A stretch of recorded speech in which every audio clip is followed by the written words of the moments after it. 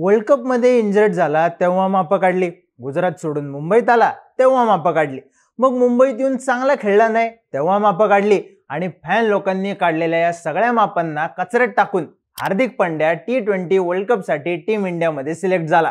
बरं, नुसतं सिलेक्ट नाही झाला तर जसप्रीत बुमराह आणि ऋषभ पंतला किरकोळीत मागे टाकून व्हाईस कॅप्टनही झाला। बीसीसीआयनं मंगळवारी T20 वर्ल्ड कप साठी टीम इंडियाची घोषणा केली आणि हार्दिकची लॉटरी लागल्याचं दिसलं।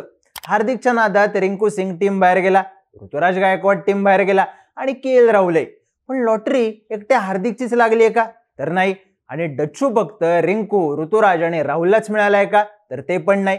बीसीसीआयनं वर्ल्ड कप टीम जाहीर करताना नेमकी काय शाळा केली? टीम कुठं तगडी आहे आणि कुठं गंडू शकते? हार्दिकची चांदी कशामुळे झाली? सगळ्या प्रश्नांची उत्तरं पाहूयात या व्हिडिओमधून। नमस्कार, मी चिन्मय आणि तुम्ही पाहताय बोलबिडू। आधी बघू टीम मध्ये आहे कोण। तर बीसीसीआयचे सेक्रेटरी जय शहा यांनी आधीच जाहीर केल्याप्रमाणे रोहित शर्मा कॅप्टन आहे, त्याच्यानंतर हार्दिक पांड्या व्हाईस कॅप्टन आहे आणि बाकीची टीम विराट कोहली, सूर्यकुमार यादव, ऋषभ पंत, रवींद्र जडेजा, संजू सॅमसन, शिवम दुबे, अक्षर पटेल, कुलदीप यादव, युजवेंद्र चहल, अर्शदीप सिंग, जसप्रीत बुमराह आणि मोहम्मद सिराज अशी 15 जणांची आहे। तर शुभमन गिल, रिंकू सिंग, अवेश खान आणि खलील अहमद यांना राखीव खेळाडू म्हणून चान्स मिळालाय। या सिलेक्शनसाठी दिल्ली कॅपिटल्स विरुद्ध मुंबई इंडियन्स मॅच नंतर कॅप्टन रोहित शर्मा आणि चीफ सिलेक्टर अजित आगरकर यांच्यात मीटिंग झाली। त्यानंतर मंगळवारी अहमदाबादच्या हॉटेलमध्ये सिलेक्शन पॅनलची मीटिंग झाली, ज्याला बीसीसीआयचे सेक्रेटरी जय शहा हे सुद्धा उपस्थित होते। जय शहा हॉटेलमधून बाहेर पडल्याची बातमी आली आणि काही वेळात टीम इंडियाची घोषणा झाली। या टीम मध्ये पहिली चांदी झाली ती यशस्वी जयस्वालची। यशस्वीनं T20 आणि टेस्ट मध्ये चांगला परफॉर्मन्स केला, पण महत्त्वाचं म्हणजे तो IPL ला चांगला खेळला। मुंबई इंडियन्स विरुद्ध मारलेली सेंचुरी त्याचा स्पॉट फिक्स करणारी ठरली। दुसरा विषय म्हणजे जयस्वालच्या सिलेक्शनमुळे तो आणि रोहित शर्मा ओपनिंग करतील। ओपनिंगला राईटी लेफ्टी कॉम्बिनेशन असेल आणि या दोघांची स्टाईल बघता टीम इंडिया पहिल्या बॉल पासून मारून खेळू शकते।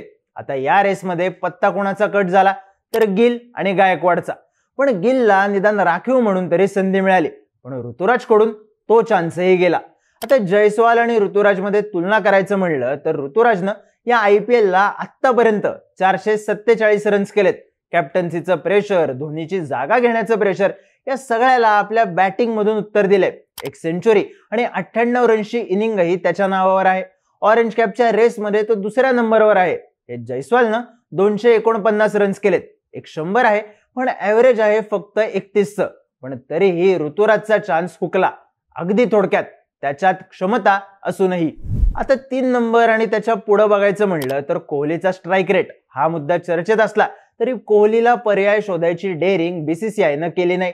इथं संजू सॅमसनलाही पहिल्यांदाच वर्ल्ड कप खेळण्याची संधी मिळाली। आपण IPL मध्ये चालतो पण इंटरनॅशनल मध्ये नाही, हा शिक्का पुसायचा चान्स संजूला मिळाला आहे।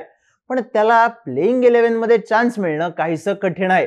पण भारी गोष्ट ही आहे की मिडल ऑर्डर मध्ये सगळी तगडी गँग जमा झाली।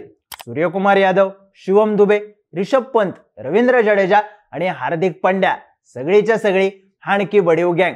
आता यात बाकीच्यांची जागा फिक्स होतीच। डाव मारला तो शिवम दुबेनं अफगाणिस्तान विरुद्धच्या सिरीज मध्ये झलक दिखलाजा विषय केला होता, पण IPL मध्ये त्यांना आपण स्पिनर्सला सुट्टी देत नाही याचं संदर्भासहित स्पष्टीकरण दिलं। तो पेस बॉलर समोर कमी पडायचा, पण ती कमीही त्यानं भरून काढली। त्यामुळे दुबेची जागा पक्की झाली। एक जास्तीचा लेफ्टी ऑप्शन आणि स्पिनर्स समोर वेस्ट इंडिजच्या पिचवर दुबे चालला तर आंबा पडलाच। मिडल ऑर्डर मध्ये बीसीसीआयनं ताकद लावली, पण या ताकद लावण्याच्या नादात एक माणूस हुकला, रिंकू सिंग। 2023 ची IPL रिंकूनं वन साइड गाजवली होती। 5 बॉल मध्ये 5 6 मारून मॅच फिनिश करणं असेल किंवा टीम इंडियाकडून खेळताना 4 आउट 22 स्कोर असताना खुट्टा काढून उभं राहणं असेल, रिंकूनं मागचं वर्षभर स्वतःला फिनिशर म्हणून सिद्ध केलं। कुठल्याही टीमला जसा फिनिशर हवा आहे अगदी तसाच रिंकू खेळला, पण या IPL मध्ये काही मॅचेससाठी त्याचं गणित लागलं नाही आणि याच क्रायटेरियामध्ये बसणारा हार्दिक सिलेक्ट झाला, पण रिंकू सिंग नाही। बाकी बॉलर्स बद्दल बोलायचं झालं तर चहल पहिल्यांदा T20 वर्ल्ड कप खेळतोय। 2021 आणि 2022 ला त्याला सहज डच्चू मिळाला होता, पण IPLच्या परफॉर्मन्सचं दुबेनंतर कोणाला फळ मिळालं असेल तर ते चहलला। त्याच्यामुळे एक राईट आर्म स्पिनरही टीम मध्ये आला।